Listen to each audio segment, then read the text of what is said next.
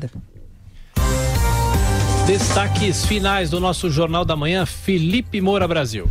Bom, como hoje é sexta-feira e ainda estamos no começo de um ano decisivo para o Brasil, vou fazer um destaque diferente aqui, mais geral e positivo do que o costume, e contra a desesperança paralisante que muitas vezes assola o cidadão comum diante das batalhas perdidas ou parcialmente perdidas. A nossa capacidade de mudar situações ruins, que não dependem exclusivamente das nossas ações, é sempre, obviamente, limitada. Mas não é por isso que vamos deixar de fazer a nossa parte e vamos terceirizar as nossas responsabilidades e o nosso dever individual de participar ativamente das questões de interesse do país. O Brasil avançou não tanto quanto gostaríamos ainda, mas avançou ao menos economicamente quando os cidadãos comuns, por esgotamento de paciência e, claro, de dinheiro, saíram às ruas para pedir o impeachment de Dilma Rousseff. Aquelas manifestações foram fundamentais para pressionar os parlamentares a aprovarem o afastamento da petista, que jamais teria acontecido se não houvesse de parte deles uma preocupação com a própria popularidade.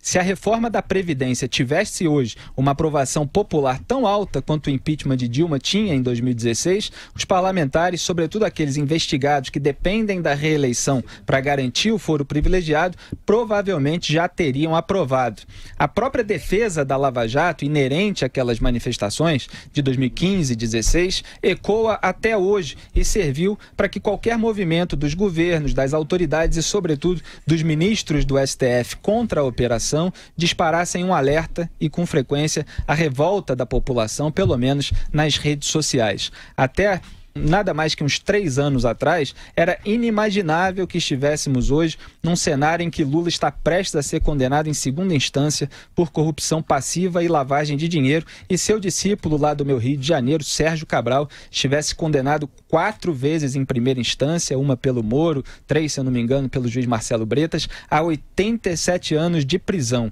E o acúmulo de processos contra o ex-governador, para se ter uma ideia, pode fazer com que ele cumpra em regime fechado 30 anos de prisão, o teto estabelecido pelo Código Penal brasileiro. Em razão também das críticas e da desconfiança da população em relação ao processo eleitoral, principalmente depois das eleições de 2014, hoje a gente vê a equipe do jurista Modesto Carvalhosa questionando e confrontando o Tribunal Superior Eleitoral sobre as urnas eletrônicas, os gastos com elas e as desculpas dadas por Gilmar Mendes para não implementar integralmente nas eleições desse ano o voto impresso aprovado na reforma política. Inclusive, numa ação civil movida pela União Nacional dos Juízes Federais, o NAJUF, o juiz Eduardo Rocha Cubas acusa o TSE de superfaturar o valor das urnas e direcionar a licitação. Ele pede a retirada de itens do edital que estariam restringindo a concorrência e que o TSE seja obrigado a adquirir impressoras para todas as 550 mil urnas eletrônicas existentes no país. Tudo isso, a meu ver, é decorrente